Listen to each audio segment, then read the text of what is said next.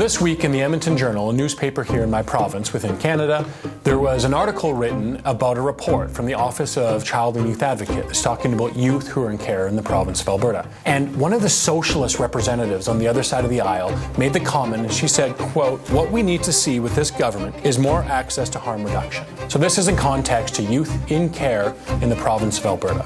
Let's talk a bit about what that is, harm reduction, and why this is such a bad idea for youth.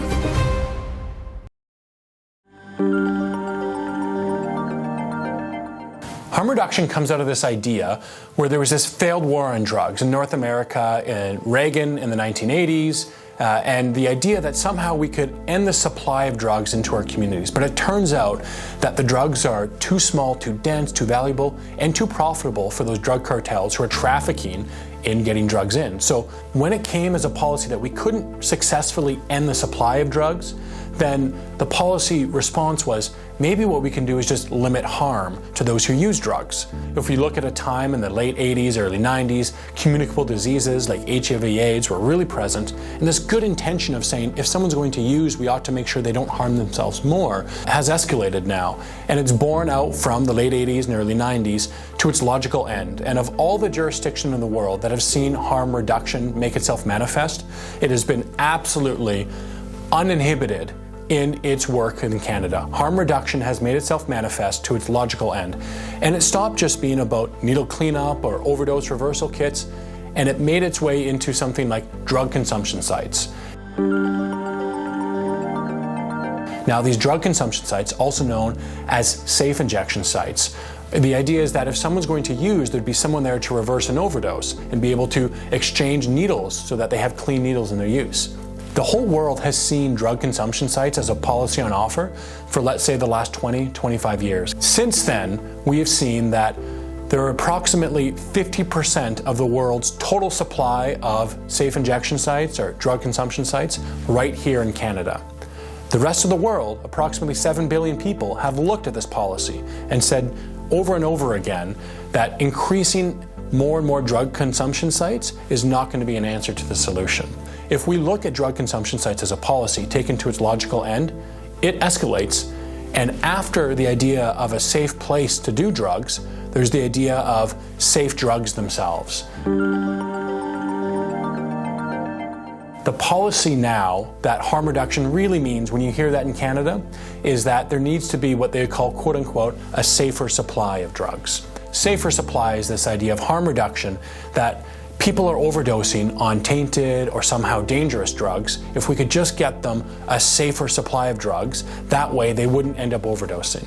But you can see where this leads. This continues to facilitate more addiction. And everything about our public policy setting says facilitate addictions through overdose reversal sites of drug consumption sites.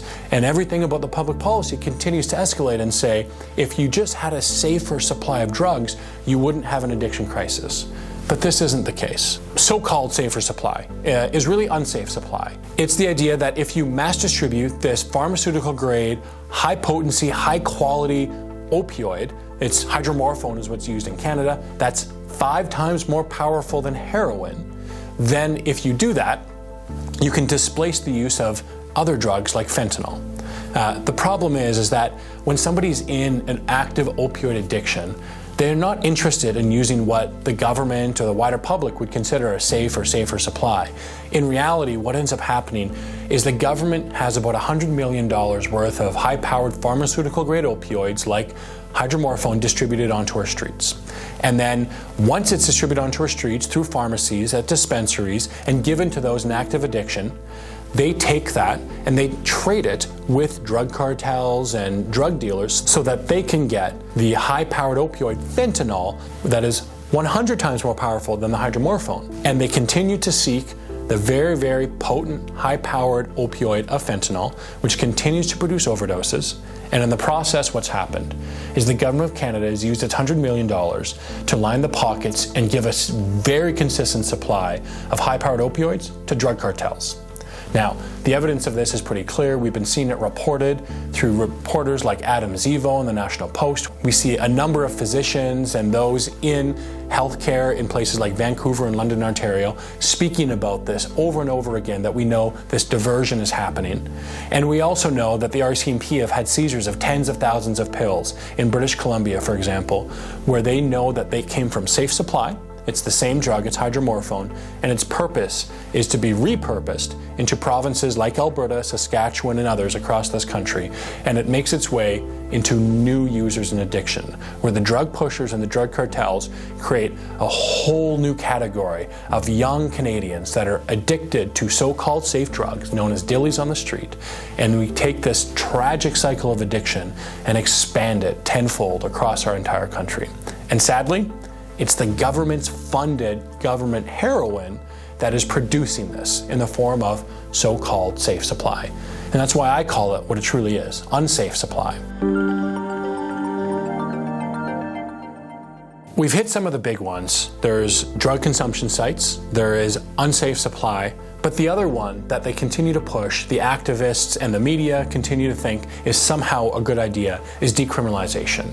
Decriminalization is the idea that instead of there being a criminal response to drug use and drug trafficking and the drug trade, they think that it should no longer be criminal and we should have it legalized, not any different from perhaps alcohol or what's happened with cannabis in our province and across the country. The consequences to that are immeasurable. We saw that everywhere this has been tried, Oregon and BC are classic examples of absolutely devastating public policy. If you looked at drug consumption use, it continued to shoot up in British Columbia. We did not see a reduction of the so-called poison supply of drugs. It continues to be an addiction crisis fueled with no consequences, with no recourse, where the police cannot maintain public safety.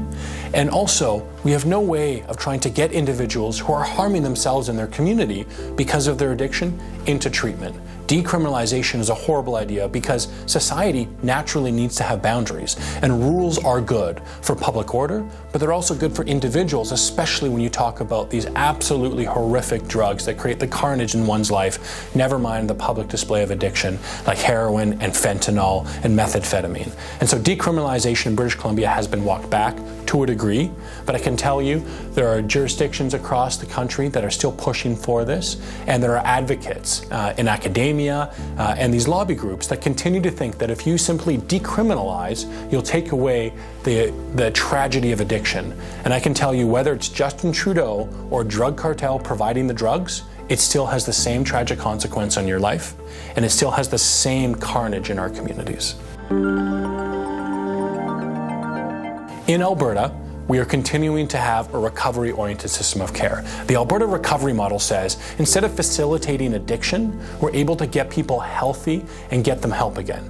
It's crazy to think that this is an outlandish statement within Canadian public policy, but it's my belief as a Minister of Health that healthcare should heal you and not harm you. Unsafe supply no longer is harm reduction in any of its traditional sense of those words. It becomes harm production itself. Decriminalization is not reducing harm, it's producing more harm to those who use and also to the wider community. You don't believe me? Look outside in your streets and see if those policies have worked. The alternative is to get people access to healthcare, to get them into recovery, because someone can return to being a mother or a brother again. Or in this case, let's remember how we started this video on the question of youth. When it came to the report about children in care of the province, it was the socialist elected politician's position that we need more harm reduction. I'll translate that for you right now, and you know what this is. Harm reduction in that language means we have to have facilitation of addiction for those who are under the age of 18, in our care, who are vulnerable, who have lived through trauma. If you look at what British Columbia has done, there's examples of 12 and 14-year-old girls that have been facilitated addiction, and they've been given drug paraphernalia like needles and other things so that they can shoot up and get high on opioids, instead of the province in British Columbia saying, I will get you help, I will get you health care. Parents have pled in other jurisdictions like British Columbia to have some sort of mandatory treatment regime if a child is in active addiction.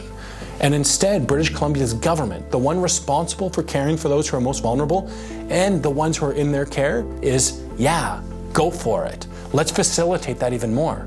It seems to me we've completely lost our way as a society if we're wondering, should we facilitate a 12-year-old's active opioid addiction, or should we get them help? Should we intervene?